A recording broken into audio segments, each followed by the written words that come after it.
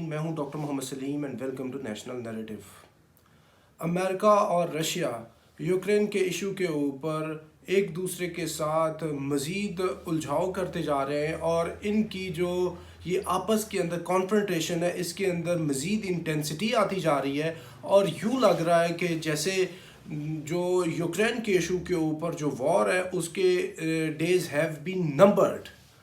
اور ناظرین، یہ بات تو بالکل عیاں ہے، سب کو پتہ ہے کہ امریکہ پوری دنیا کے اندر اگر وہ اس کی ایک سپریمیسی قائم ہے تو وہ ملیٹریلی، اکنامیکلی اینڈ ٹیکنالوجیکلی وہ دنیا کے اندر اپنے آپ کو سپر پاور سمجھتا ہے، اور اس کی سپر پاور کی جو سٹیٹس ہے وہ اسی صورت قائم رہ سکتی ہے کہ وہ دنیا کے ہر خطے کے اندر اپنے انفلوئنس کو قائم رکھے۔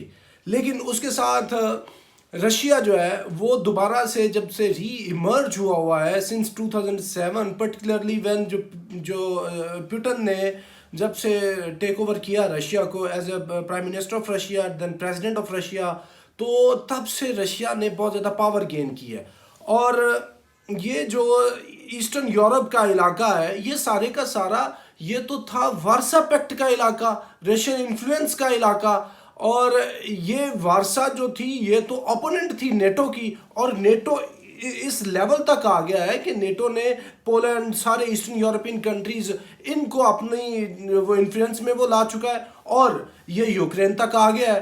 اور اس سلسلے کے اندر رشیا کا جو سٹانس ہے وہ ریئلسٹک ہے کہ بھئی ادھر امریکنز کا کیا لینا دینا ہے، امریکن ادھر کیا کر رہے ہیں، وہ امریکنز کو کیوں ان کا وہ جو دکھ جو ہے وہ آئی جا رہا بار بار، اور وہ اس کے لیے جنگ لگانے کے لیے تیار ہو رہے ہیں۔ یعنی امریکہ کا جو بارڈر ہے پوری دنیا کے ہر اس ملک کو لگتا ہے جدھر امریکہ کی انٹرسٹ ہے، یہی بات ادھر ہے۔ ورلڈ وار 2 کے بعد یہ سارے کنٹریز جو تھے ایسٹرن یورپین کنٹریز، یہ سارے کے ساتھ رشین انفلوئنس تھا، تو ابھی اصولاً جب سے رشیا نے ری ایمرج کیا ہے تو یہ ان کے پاس رہنے چاہیے۔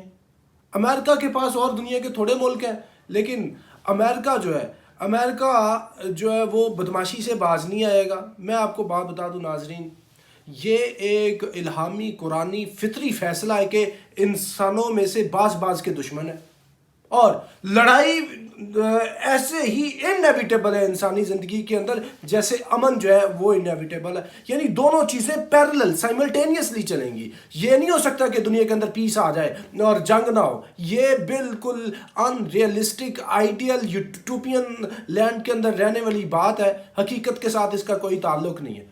عمومی طور پہ جب انسان کے پاس اتنی پاور اور پیسہ آ جاتا ہے اور پھر وہ بدماشی نہ کرے، اپنی طاقت کا اظہار نہ کرے، غنڈہ گردی نہ کرے، اور پھر اس طرح کے معاملات کو وہ ظاہر نہ کرے، تو اس کا مطلب وہ انسان نہیں، وہ تو فرشتہ ہے۔ یعنی اس طرح کی دو چیزیں نہیں کر سکتے، دو لوگ نہیں کر، یا تو کوئی پاگل ہو جائے وہ نہیں کرے گا، یا کوئی ولی اللہ ہو جائے۔ تو عمومی طور پہ تو انسان ایسے نہیں ہوتے۔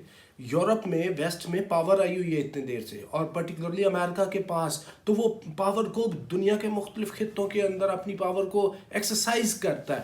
کبھی یہ افغانستان ہے، کبھی عراق ہے، کبھی یہ پورے کا پورا مڈل ایسٹ ہے، کبھی ویتنام ہے، کبھی کیا ہے تو کبھی کیا ہے۔ اور اب ان کی آپس میں مخاصمت ہے رشیا کی اور امریکہ کی، اس کو یہ سمجھے جو Russia U S S R سے ڈس انٹیگریٹ ہو کے رشیا کے سٹیٹس پہ پہنچا ہے، تو ان کو پتہ ہمیں امریکنز نے ادھر تک پہنچا دیا۔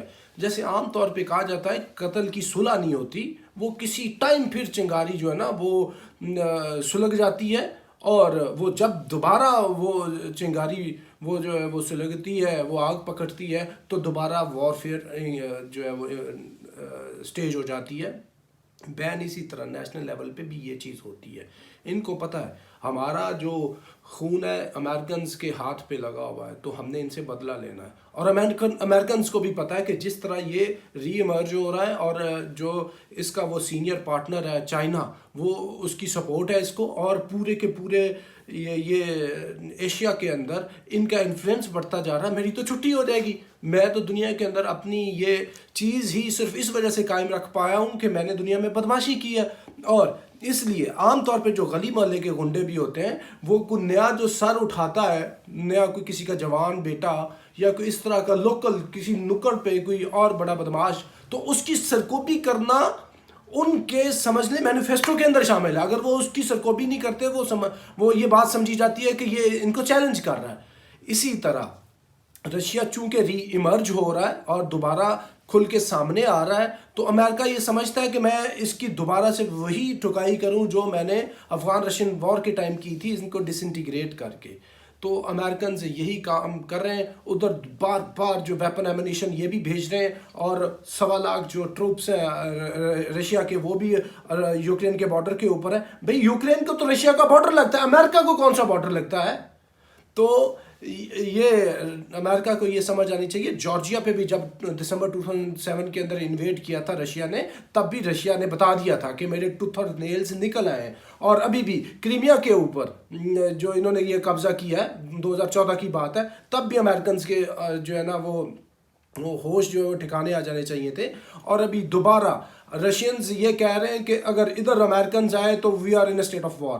امریکنز بھی یہ بات کریں. اور امریکہ کا جو جونیئر پارٹنر ہے, second in command in all the world بدماشی, وہ ہے انگلینڈ. انگلینڈ بھی بالکل پورے زور شور سے یہ اس کے ساتھ ابھی یوکرین کے اندر کھڑا ہے.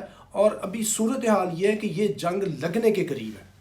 اللہ بچائے جنگ سے, لیکن جیسے سچویشن مہینوں سے ایمرج ہو رہی ہے, یہ آپس میں ایک دوسرے کے ساتھ انہوں نے لڑائی کرنی ہے. اور امریکہ نے لڑائی اس لیے بھی کرنی کہ امریکہ بکھلایا ہوا ہے, فرسٹریٹ ہے. کبھی وہ ساؤتھ چائنا سی کے اندر اس کو چائنا کو انگیج کرنے کی بات کرتا ہے, تائیوان کے ایشو کے اوپر وہ بھی اپنے جو ویسلز ہیں وہ لے کے آتا ہے, فائٹر جیٹس جو ہے نا وہ اس کو قریب لے کے آتا ہے. ابھی ادھر انگیجمنٹ نہیں ہو سکی تو یہ ابھی یوکرین کے اندر آ گیا ہے.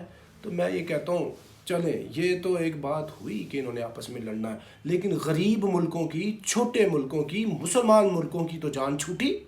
یہ انہوں نے مار مار کے بیڑا غرق کر دیا مسلم ملکوں کا اور غریب ملکوں کا. ابھی آپس میں جب ہاتھی ٹکرائیں گے تو پھر طاقت کا پتہ چلے گا. اللہ بچائے یہ جو نیوکلیر جو ایک فلیش یہ جو ویپنز ہیں ان کے یوزز سے, امید ہے یہ اس طرح کی بات چیت نہیں ہوگی. لیکن ابھی جب یہ آپس میں ڈائریکٹلی ایک دوسرے کو انگیج کریں گے تو یہ دیکھیے گا کہ پوری دنیا, لیٹن امریکہ سے لے کر افریقہ, ایشیا تک پوری کی پوری دنیا ڈسٹرب ہوگی.